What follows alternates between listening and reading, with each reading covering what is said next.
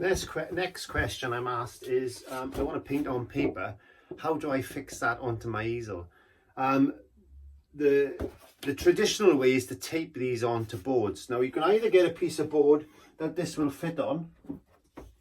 So you can either get a piece of board and you can tape this on to the board, such as that.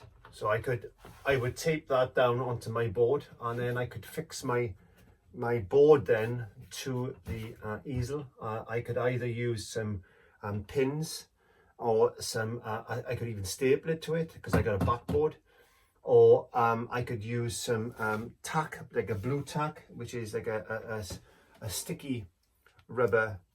I don't know if you've seen this, but putting messages and stuff on boards. So I put a little tiny bit of that behind there, and I could stick that on there. I'll show you what I've put a little bit of blue tack on each corner. Can you see?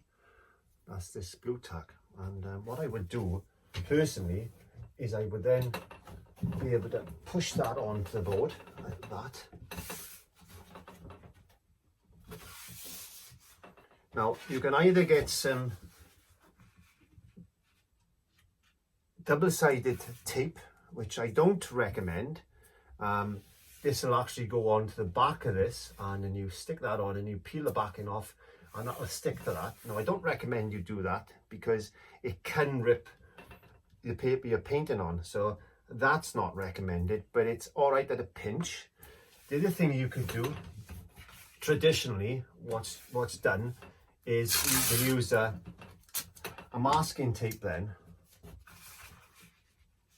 to go onto your board like that. And again, be very careful when removing this tape because it can damage the paper. So you could fix that. I would go all the way around there, and then, or you could use some cellulose tape or something like that. But that's what I would do personally. And before I started painting, I would just put a very light coat of gesso on paper, especially with acrylics, because it stops the absorbency, and it also stops that rippling effect as well. It's less likely to ripple once you put some gesso on it and the gesso is dried. And that's going to go, once you put the gesso on it and the gesso dries, it's going to tighten up that paper a little bit as well. So that's the way I would personally do it, and that's the way I've done it. And it's never given me any cause of problems. But what I would suggest is when you come to remove this paper, be very careful and pull away like this. Pull away with it like that. Be very, very careful, nice and slow. Pull. Or what you could do is get a craft knife and just go down and around. Because this piece you're not going to see, because normally it goes against the frame of your painting as well. So there's a little tip for you. So you can either use masking tape, cellulose tape, or you can use double-sided sticky tape, or my suggestion is to use some blue tack. You can just blue tack this to a board. I've always got a board on my easel just because it makes life a lot easier for me, and it stops our warpiness as well. And there you go, another question answered.